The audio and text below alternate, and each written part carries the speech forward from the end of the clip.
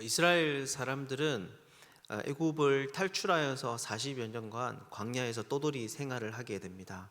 사실 40여 년이라는 시간은 굉장히 길고도 긴 시간이지요. 그런데 지도를 보면 사실 이것은 좀 이상한 일입니다. 왜냐하면 그냥 얼핏 보아도 광야에서 팔레스타인, 즉 이스라엘까지는 거리가 그렇게 길지 않기 때문입니다. 그래서 어떤 이들은 이렇게 많은 시간들을 광야에서 보내는 것은 참 허비일 수 있다. 너무 인생이 아까울 수 있다라는 그런 생각들을 할 수 있습니다. 하지만 사실 이러한 떠돌이 생활은 하나님께서 분명 이스라엘 백성들에게 의도하신 바가 있어서 일어난 일입니다. 하나님께서는 이스라엘 백성들을 가나안 땅으로 인도하셨지만 바로 주시지 않고, 그들에게 약속하셨지만 바로 그 땅에 거하지 않게 하여 주시고 고의적으로 40여 년 동안 광야에서 방황할 수 있도록 하나님 그렇게 하신 것이죠. 여러분, 왜 그러셨을까요? 왜 하나님께서는 바로 가나안을 바로 주시지 않고 이런 긴 시간들을 광야에 머물게 하셨을까요? 그것을 담고 있는 것이 바로 앞으로 이어질 가나안 땅 정탐에 관한 이야기에 담겨져 있습니다. 즉 하나님께서는 약속한 땅을 주시기 위해서 정탐꾼을 보내어서 그 땅을 살펴보시게 하는데, 이스라엘이 바로 이러한 하나님의 명령에 담겨져 있는 그분의 의도를 알아차리고 또 그것에 온전히 순종하는 것에 실패했다라고 하는 것입니다. 여러분, 그렇다면 이 정탐에 담긴 하나님의 뜻은 여러분 어떤 것일까요? 그 뜻이 얼마나 대단하기에 하나님은 다 건너온 광야를 다시 돌아서서 40여 년간 그 길고 긴 생활들을, 방황을 하나님께서 하도록 하게 하시는 것일까요?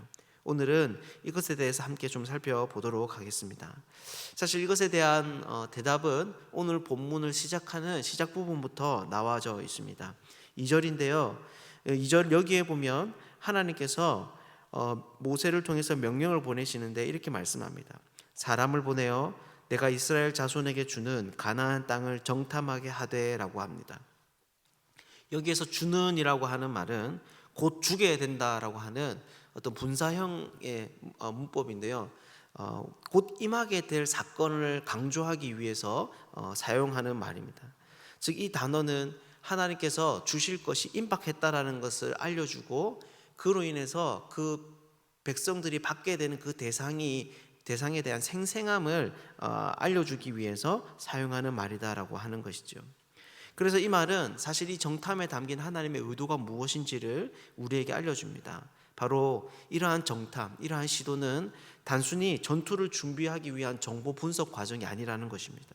오히려 이 정탐은 하나님께서 이 땅을 주실 것이기 때문에, 반드시 주시고 곧 주실 것이기 때문에 그 신뢰와 믿음을 기초로 해서 하나님께서 인도하신 이곳이 정말 그분의 말씀대로 좋은 곳인지를 확인해 보라고 하는 그런 명령이 담겨져 있다라고 하는 것이죠.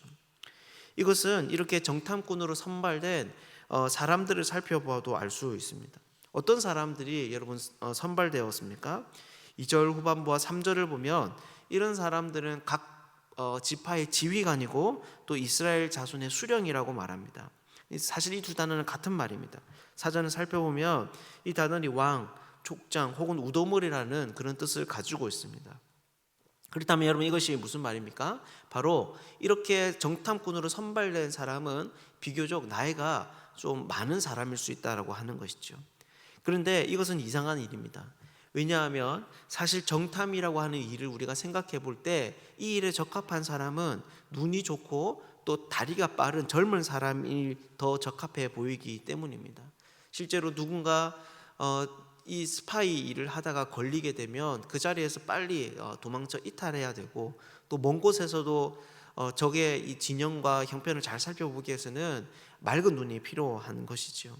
그런데 하나님은 그런 사람들이 아니라 사실 정탐꾼으로 연륜이 있고 비교적 나이가 있는 사람들을 선택을 하고 있다는 것입니다. 왜 하나님은 이들을 선발하라고 말씀을 하셨을까요? 이후에 이어지는 4절에서 16절의 이야기는 바로 이렇게 하나님의 명령을 따라서 선발된 12명 정탐꾼의 이름을 기록하고 있습니다. 그리고 이어서 17절에서 20절은 이들이 가나안 땅에서 살펴보아야 할 것이 무엇인지를 말하고 있습니다. 여러분, 그것이 무엇입니까? 첫째는 17절인데 바로 가나안 땅의 길을 파악하는 일이었습니다. 정탐꾼들은 정쟁을 치러야 되는 사실 그 전에 사람의 임무를 가지고 있었기 때문에 이 전투를 위해서 길을 살펴보는 것은 정말 필수적인 요소였던 것이죠. 그리고 둘째는 그 땅의 군사적인 힘을 살펴보는 것이었습니다. 그 땅의 거민이 강한지 약한지 많은지 적은지 그 진영들이 산에 있는지 들에 있는지 이런 것들을 파악하는 것이 중요한 임무였습니다. 셋째는 토지의 상태였습니다. 19절에서 20절에 나오는 이야기인데 정말 그 땅이 비옥한지 또 메마른지 나무가 있는지 없는지를 하나님께서 살펴보도록 하신 것이죠. 그런데 여러분, 만약 여러분이 그런 정탐꾼으로 그 땅에 들어갔다면 이런 정보들을 받아들이게 될 때 여러분 어떤 생각이 들겠습니까? 바로 이후의 이야기도 계속 나오겠지만 당연히 두려운 생각이 들 것입니다. 사실 이스라엘 백성들은 애굽에서 노예였고 광야에서는 떠돌이였습니다. 스스로 전투를 치를 만한 어떤 능력이 없었고 또 전략을 짤 만한 지혜도 없었습니다. 그러니 어느 한 지역에 오랫동안 터를 잡고 그 지역의 패주임을 증명하고 있던 어느 한 족속에 들어가서 그들의 형편과 자신을 비교해 보면 아무리 그 땅이 정말 좋고 또 탐이 나는다고 하더라도 그 마음에 드는 두려움은 어쩔 수가 없는 것이죠. 여러분, 그렇다면 하나님께서는 왜 이런 상황 속에 이런 연륜이 있는 사람들을 보내었겠습니까? 당연히 두려울 수밖에 없는 이 자리로 왜 하나님께서는 백성의 우두머리인 이 사람들을 보내어서 그 땅을 확인하게 했겠습니까? 그것은 바로 이들이 나이가 어린 젊은이들과 비교할 때 남달리 가진 것이 하나 있었기 때문입니다. 바로 이들보다 특별히 리더십에서 배제될 수 있는 젊은이들보다 하나님의 말씀을 더 가까이에서 보고 듣고 경험할 수 있는 사람들이었다라고 하는 것이죠. 즉 하나님의 이스라엘이 이 가나안 땅을 보고 신앙적으로 반응하도록 정말 하나님의 말씀을 따라 이 땅을 이해하도록 백성의 이 우두머리들을 보내셨다라는 것입니다. 다시 말해서 하나님께서 이 정탐을 통해서 원하시는 것은 세상의 모든 사람들처럼 군사적 정찰에 의한 전쟁을 위한 정확한 분석이 아니라 하나님의 약속을 붙들고 지금 이 상황을 바라보고 이해하는 신앙적인 시선이었다라고 하는 것이죠. 그래서 모세가 어떻게 합니까? 20절 끝을 보면 한 가지 이 정탐꾼들이 돌아올 때 요구하는 것이 있는데 바로 그 땅에 있는 실과를 가지고 오라고 이야기합니다.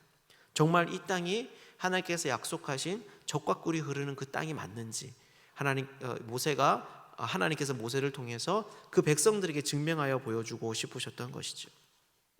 사랑하는 여러분, 그렇다면 오늘 본문이 의미하는 바가 여러분 무엇이겠습니까? 바로 하나님의 약속을 따라서 그 땅을 차지하기 전 하나님께서는 그분이 우리에게 주신 그 약속에 대한 신뢰와 또 그 신뢰를 바탕으로 한 담대함이 있는지를 반드시 우리에게 물으신다라는 것입니다. 하나님 분명히 약속하셨지만 그것을 우리가 가만히 있는다고 해서 정말 아무것도 하고 있지 않고 감이 떨어지기만을 기다린다고 해서 주어지는 것이 아니라는 것이죠. 그래서 이것은 오늘날 하나님의 약속을 받은 우리들에게도 굉장히 중요한 이야기입니다. 하나님께서 우리에게 주신 그 약속이 여러분 무엇입니까? 사실 우리가 살고 있는 이 세상은 아담의 범죄 이후에 하나님의 원수가 되어서 그분의 심판과 또 저주 아래에 있습니다. 인간이 원래부터 죽음과 질병, 고통과 슬픔 가운데 살아가는 그런 존재가 아니었던 것이죠.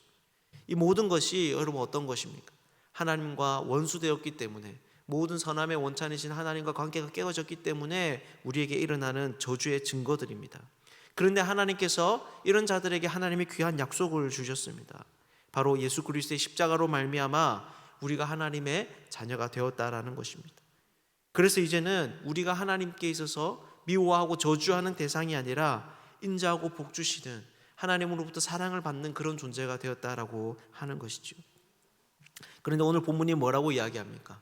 바로 그러한 하나님의 복은, 하나님께서 우리에게 허락하신 그 구원의 풍성함은 바로 믿음이 있을 때, 그리고 그 믿음을 바탕으로 한 담대함이 있을 때 우리가 풍성히 누릴 수 있다라고 하는 것입니다. 다시 말해서 우리는 보편적인 진리처럼 보이는 이 세상의 논리를 거부하고 하나님의 말씀을 선택하는 사람들이 될 때, 두려움과 위험을 무릅쓰고 그 하나님의 말씀이 진리라고 여기며 그것에 과감한 순종의 결단을 내릴 때 하나님께서 정말 복 주시는 분이심을, 하나님 우리를 사랑하시고 또 우리를 인도하시는 분이심을 우리가 우리의 삶 가운데 경험하며 살아가게 된다라고 하는 것이죠. 오늘 우리가 살아가는 삶의 현장도 사실 가나안과 같습니다. 그래서 말씀으로 살아가려는 사람들에게 이 세상의 반대는 두렵고 또 세상의 존재는 위협적으로 보일 수 있습니다. 하지만 하나님께서는 이스라엘에게 약속하셨듯 오늘 우리에게도 자신의 아들의 십자가를 통해서 약속하십니다. 우리가 이 말씀을 굳게 붙잡을 수 있으면 좋겠습니다. 그래서 믿음의 눈으로 세상을 바라보고 신앙의 눈으로 세상을 이해하는 그런 사람들이 되면 좋겠습니다. 이 자리에 있는 우리 모두가 삶의 자리에서 하나님을 신뢰함으로, 담대함으로 순종할 줄 알고 또 그로 인해서 영적인 가나안의 그 풍성함과 복됨을 누리며 살아갈 수 있는 그런 하나님의 사람들 되시기를 주님의 이름으로 축복합니다.